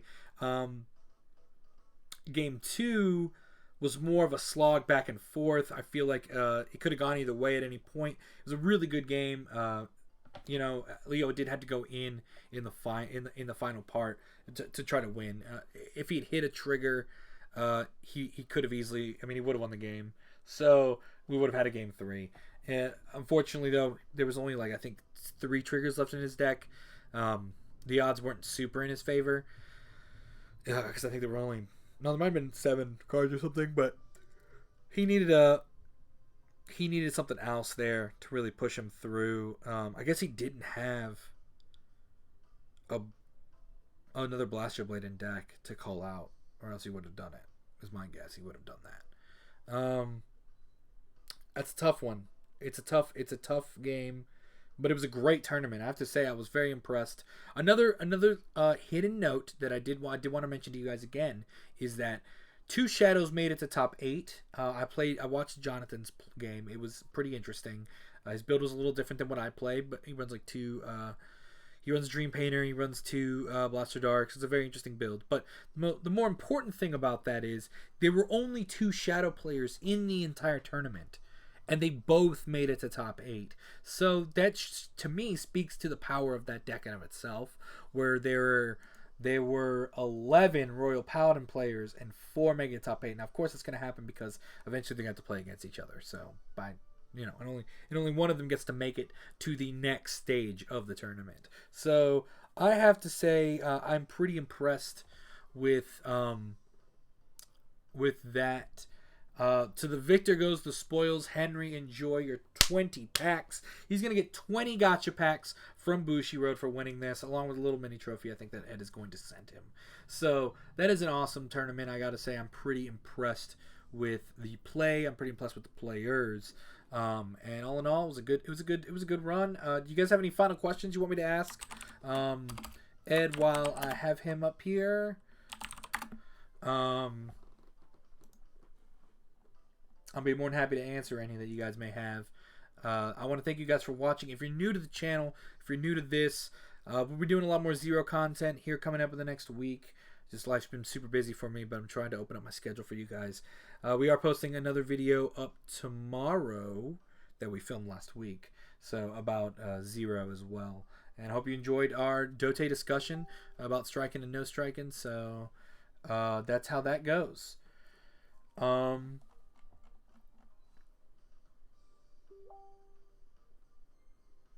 It was a very interesting game. Leo, very impressive play as well. No no one doubts that you had to go all in there. You had to. You had the two PGs. I mean, that's for darn sure.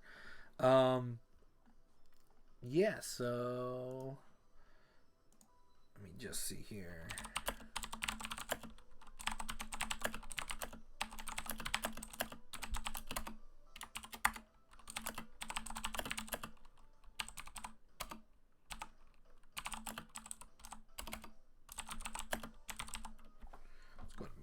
Over here for now. Ugh. See the screen go dark? Don't worry about it.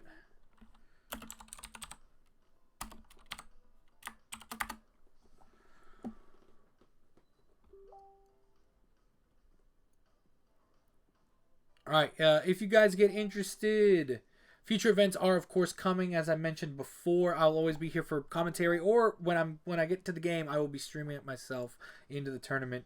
The Bushi sponsored event, as in Bushi giving out packs via the tournament coordinator and stuff, will happen monthly. He'll probably be having other events in the future, but they might not be as well supported or like have the support that the monthly Bushi Road one will. But that's still awesome. I think that's fantastic that Bushi Road's willing to do that for Ed and willing to do that for the community to really help grow a tournament scene, because this game does have a lot of like oops and all. Like I wasn't expecting a 6 damage heal when it happened, and I'm sure you guys weren't either. As far as Discord and the Facebook page, is it is the Vanguard Zero to Hero tournament. It is a public group on Facebook. Make sure to request to be invited to that, or request admission into that to get joined. The Discord is, I can share the link in the Discord to our Vanguard Discord at Team Absolution, so I'll make sure to share that Discord link there for the Zero to Hero tournament for future events happening. I want to thank you guys for watching as always. Stay tuned as always for more Team Absolution videos. This is the Captain signing off. Peace.